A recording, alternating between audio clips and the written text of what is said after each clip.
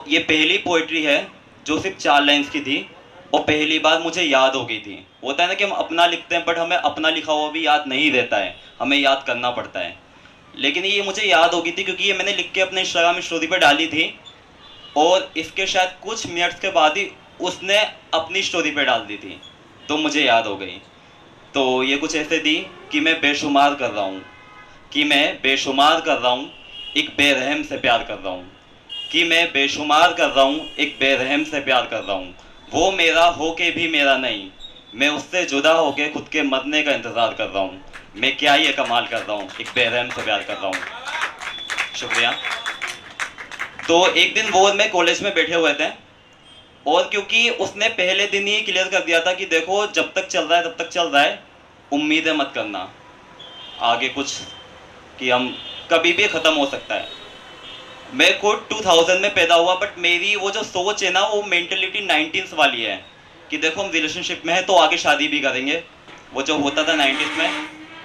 तो बहुत emotional type का मैं हूँ, मेरे लिए रिलेशन का मतलब सीरियस वाला ही होता है। तो वो रोज़ जब ऐसा बोलती थी मुझसे कि देखो तुम ट्राई करो ऐसा कि कोई और तुम्हें मिल जाए। भैया यार नहीं नहीं कोई बात नहीं भैया। तो उसने ये मुझसे रोज बोलती थी जब भी हम मिलते थे कि तुम ट्राई करो एक बार, तुम्हें कोई और मिल जाएगी, मुझसे बेटर हो जाएगा। मेरी बहुत सारी फ्रेंड्स हैं इसी कॉलेज में। तो जब उसका ये चीज़ ज़्यादा बढ़ गई, जो वो बार बार ये बोलने लगी, तो एक दिन जाके मैंने उससे बोला कि सुनो तुम गलत बोलती हो, कि सुनो तुम गलत बोलती हो कि मुझे कोई और मिल जाएगी। ये मुमकिन नहीं कि मुझे आदत अब किसी और की लग जाएगी। कि सुनो तुम गलत बोलती हो कि मुझे कोई और मिल जाएगी।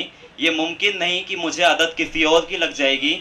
मैं आशिक हूँ तुम्हारा पागलों की तरह, कि मैं आशिक हूँ तुम्हारा पागलों की तरह, और आशिकी कोई शराब नहीं जो आज पी तो कल उतर जाएगी।